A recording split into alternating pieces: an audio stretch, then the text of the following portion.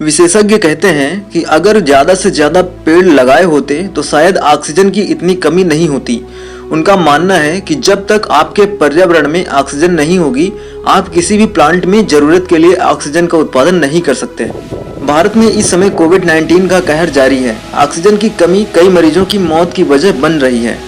इन सबके बीच ही जर्मनी की mobile oxygen plants को एयरलिफ्ट करने और फाइटर जेट की टेक्नोलॉजी की मदद से ऑक्सीजन बनाने की भी खबरें आ रही हैं। लेकिन इन दोनों ही विकल्पों में यह बात सबसे अहम है कि आपके वातावरण में कितनी ऑक्सीजन है।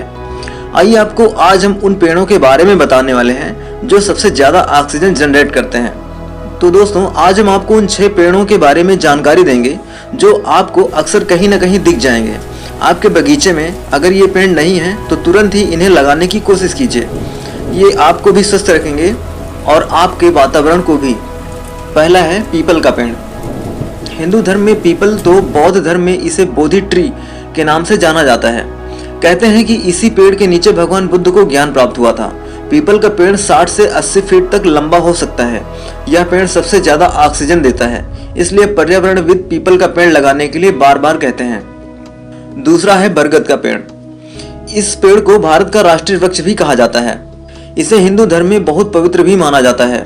बरगद का पेड़ बहुत लंबा हो सकता है और यह पेड़ कितनी ऑक्सीजन उत्पादित करता है या उसकी छाया कितनी है, इस पर डिपेंड करता है। तीसरा है नीम का पेड़। एक और पेड़ जिसके बहुत से फायदे हैं वो है नीम का पेड़। इस पेड़ को एक एवरग्रीन पेड़ कहा जाता है और पर्यावरणविदों की माने तो यह एक नेचुरल एयर प्यूरिफायर भी है। ये पेड़ प्रदूषित गैसों जैसे कार्बन डाइऑक्साइड, सल्फर और नाइट्रोजन को हवा से ग्रहण करके पर्यावरण में ऑक्सीजन को छोड़ता है।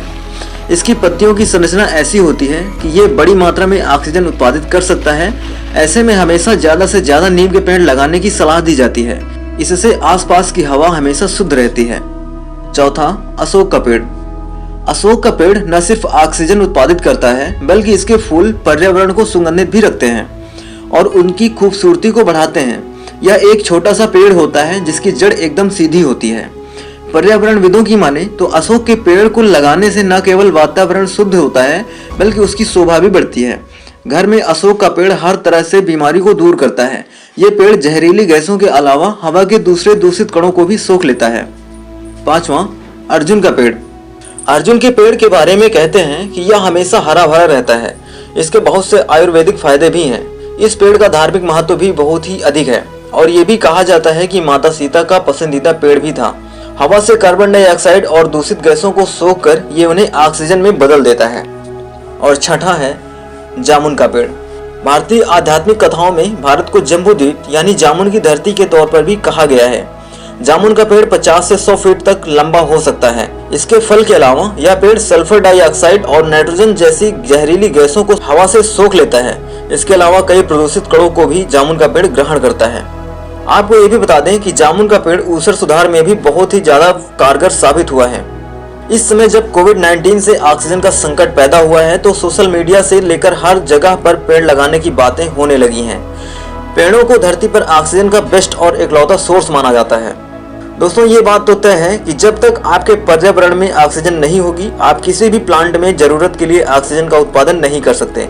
इसलिए बहुत जरूरी है कि हम पेड़ों को लगाने पर जोर दें। इसलिए आज हमने आपको इस वीडियो में 6 उन पेड़ों के बारे में बताया जो सबसे ज्यादा ऑक्सीजन का उत्पादन करते हैं। तो दोस्तों, आपके आसपास इनमें से कौन सा पेड़ है और कौन सा नहीं है? अगर इनमें से कोई सा भी पेड़ नहीं है तो आप कोशिश कीजिए अपने आसपास इस तरह के पेड़ पौधों को लगाने की, जिससे कि आपका पर्यावरण भी शुद्ध हो और आपके आसपास भी ऑक्सीजन की पर्याप्त मात्रा उपस्थित रहे। जिससे कि अगर आपको हमेशा शुद्ध हवा मिलेगी तो निश्चित तौर पर आप हमेशा स्वस्थ रहेंगे। दोस्तों, आपको वीडियो कैसा लगा आप हमें कमेंट करके जरूर बताएं। साथ ही वीडियो पसंद आया हो तो इसे लाइक कर दीजिए, शेयर कर दीजिए और हमारे चैनल को सब्सक्राइब कर लीजिए। मिलते हैं किसी अगले वीडियो में, तब तक के लिए नमस्कार।